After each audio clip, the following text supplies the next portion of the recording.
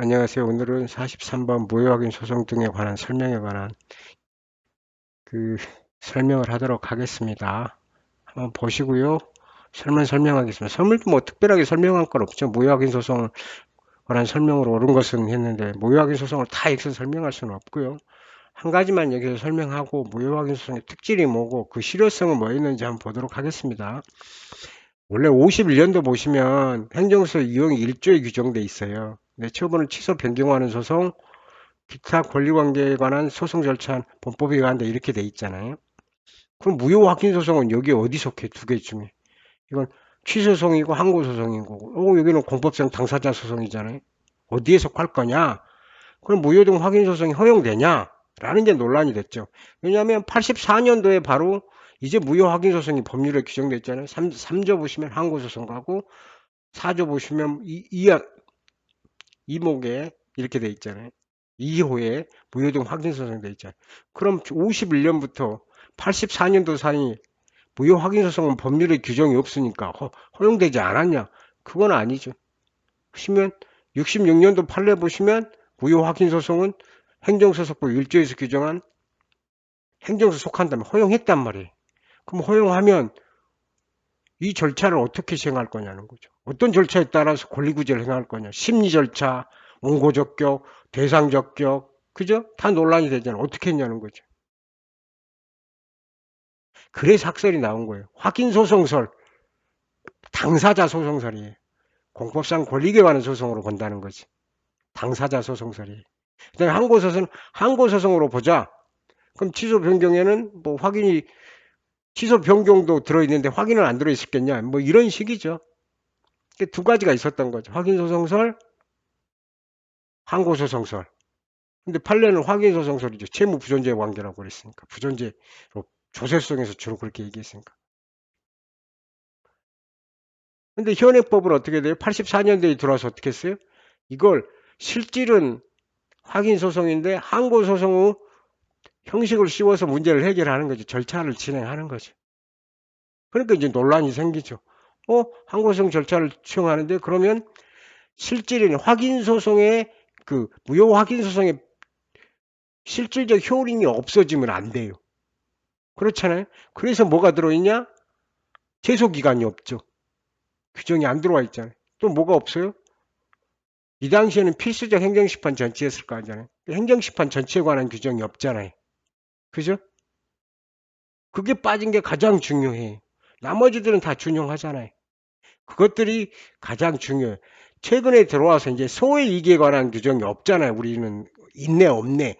12조 후문이나 아니에요. 근데 소의 이익에 관해서 민사소송하고 똑같이 확인의 이익의 보충성을 요구했단 말이에요. 그러니까 무효확인 소송의 독자성이 없어지지 항고소송으로서. 근데 최근 판례 들어오면 최근도 아니죠. 2007년이니까. 들어와서 이제 확인의 이익의 보충성을 포기했단 말이에요. 대법원의 판례가. 그러니까 무효등 확인 소송의 특징이 독자성이 확 효능감이 확 올라간 거죠. 특히 세금을 납부하고 다투는 부당이르고 다투어야 되냐. 왜냐면 세금을 납부해버리면 법률관계가 하는 분쟁이 없는 거잖아요. 서로 일단 돈을 다퉜으니까. 근데 법률관계가 무효임을 다퉈서 부당이르고 다투어라. 그럼 무효인 경우는 어떻게 돼요?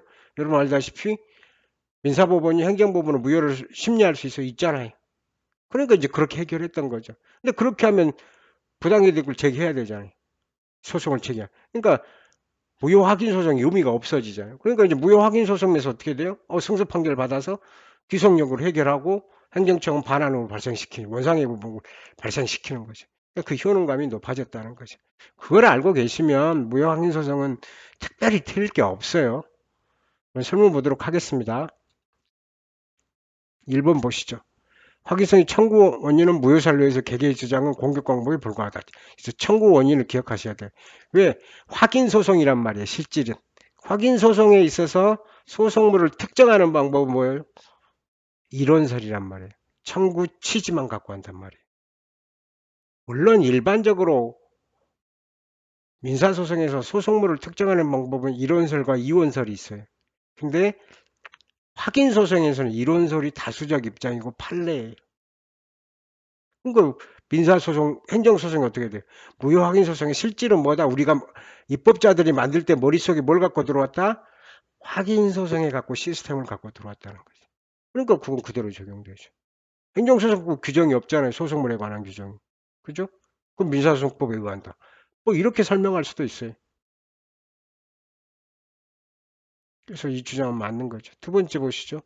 무효 처분도 효력 존재를 확인한 법률상이 있는 자만 있다. 이건 명시적으로 규정이 있죠. 왜 그러냐? 실질은 확인소송, 당사자 소송, 민사소송 시스템을 갖고 해결하는데 이건 정의해 줘야죠. 항고소송에 태를 내준 거예요. 그리고 또 확인소송에 원래 민사법상의 확인소송의 당사자 적격은 확인의 이익을 구하는 거잖아요. 즉시 확정의 이익이잖아요. 그래서 여러분 학설 보시면 법률상 이익설, 즉시 확정의 이익설 이렇게 설명이 되잖아요. 근데 이건 법률상 이익으로 일부러 빼낸 거예요. 그러니까 해석할 때도 어떻게 돼요? 입법의 취지, 입법자의 의사를 고려해서 법률상 이익으로 이건 확인의 소송에서 조금 벗어나서 독자성을 부여하려는 규정이다라고 해석해 주는 게 맞는 거죠. 3번 보도록 하겠습니다. 보세요. 과세처분 취소에서 기각된 확정 판결 기판령은 다시 과세처분을 무효 확인을 구한 소송을 미친다. 미치죠. 기각 판결이 보세요. 취소 소송에서 기각 판결이 확정되면 기판력이 발생하죠. 기판력은 어떻게 발생해요? 어떤 내용이 기판력이에요? 처분이 위법하지 않다라는 기판력이죠. 그러니까 동일한 소송물에 대해서 무효 확인 소송을 제기하면 처분이 위법한다는 선례가 있잖아요. 그러니까 어떻게 돼요? 패소하겠죠. 그러니까 미쳐야 되겠죠. 그리고 미치도록 규정 해석되고요. 판례도 그렇고요. 4번 보시면 집행부정칙이 적용되지 아니한다. 보세요. 입법 취지를 보시면 되고 준용 규정이 있다. 보시면 23조죠. 집행정지. 고민할 이유 없죠. 왜? 외우기 싫으시면 외우기 힘드시면 무효 확인 소송을 항고소송 절차, 항고소송으로 들어와서 입법적으로 규정한 취지는 독자성을 높이겠다는 거죠.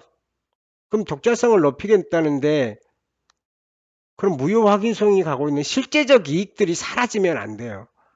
우리가 무효 확인소송이 취소소송과 갖고 있는 가장 큰 특징은 뭐예요? 가장 큰 이점. 제소기간의 준수가 없다는 거죠. 제소기간은 20조에 들어있잖아요. 없잖아요. 원래도 그래요. 이 법이 규정되기 이전부터 제소기간에 관한 시스템이 적용되지 않았어요. 또 하나는 뭐예요? 자, 보세요. 규정 중에 여러분 다 보세요. 어떤 게 준용 규정이 없어요? 취소소송에서 가장 중요한 거. 18조 없죠. 17조, 14조. 그럼 18조가 뭐예요? 행정심한 전치 여부잖아요. 지금은 임의적 전치니까 문제였지만 84년 이전에는 뭐였어요? 필요적 전치였잖아요. 근데 무효 확인 소송은 그때도 행정심판 전치, 필요적 전치가 적용하지 않았단 말이죠. 왜?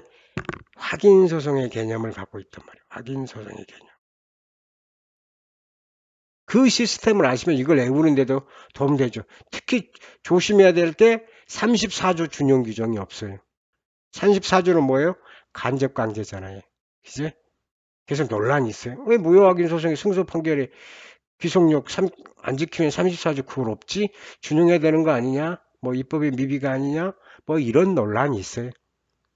기억해 두세요. 그래서 38조 준용 규정을 이해하고 외우려고 하실 때 조금 더 도움이 되셨으면 좋겠어요. 다음 5번 보시죠. 제일 무효확인소 재결 자체에 고유한 위법이 있음을 이유라는 경우죠. 특별히 고민할 이유 없겠죠. 왜? 재결 무효 확인 소송이나 재결 취소 소송이 달리할 이유는 없죠. 행정심판 전치도 문제가 안 생기죠. 왜? 거쳐서 들어와서 재결 갖고 다투니까. 그죠? 여기 준용되고 있죠. 19조. 오늘은 여기서 마치겠습니다. 수고하셨습니다.